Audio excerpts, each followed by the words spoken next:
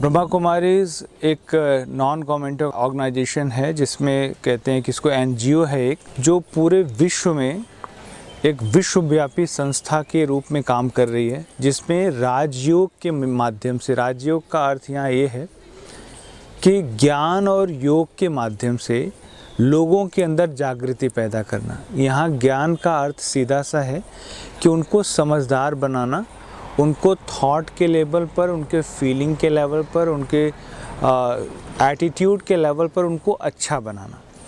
तो जब हम राजयोग मेडिटेशन सिखाते हैं तो उस व्यक्ति के अंदर एक परिवर्तन क्या आता है कि वो अपने विचारों के माध्यम से अपने आप को ठीक कर लेता है। जैसे कोई भी परिस्थिति आए तो उस परिस्थिति से निकलने के लिए उसको कहीं और जाने की ज़रूरत नहीं है, किसी से और मिलने की ज़रूरत नहीं है, क्योंकि जब वो एक बार शांति से बैठकर अपने विचारों पर फोकस कर लेता है सो अपने विचारों से वो किसी भी चीज़ को सबके सामने रख पाता है और अपने आप को ठीक भी कर लेता है हर समय, हर परिस्थिति में।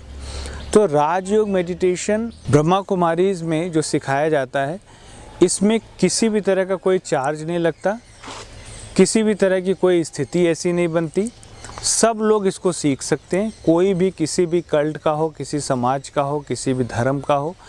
यहाँ आत्मा की बात की जाती है, किसी भी धर्म के साथ इसको नहीं जोड़ा जाता। इसमें हर आत्मा की स्पिरिचुअल आइडेंटिटी है जिसके अंदर एक आत्मा है और सभी आत्माएं अपने अपने कर्म क्षेत्र पर काम कर रही हैं। तो अपने कर्म क्षेत्र पर रहते हुए अपने आप को शक्तिशाली बनाने का जो कार्य है वो मेडिटेशन सिखाता है।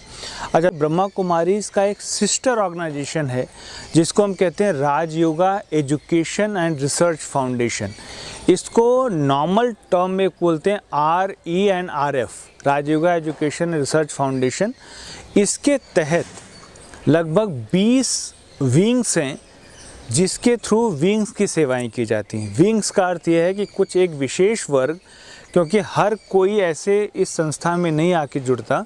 जैसे अगर डॉक्टर्स हैं तो उनको उनके लेवल का चाहिए, इंजीनियर्स हैं तो उनको उनके लेवल का चाहिए। सो उनके लेवल पर जाने के लिए विंग्स की स्थापना की गई।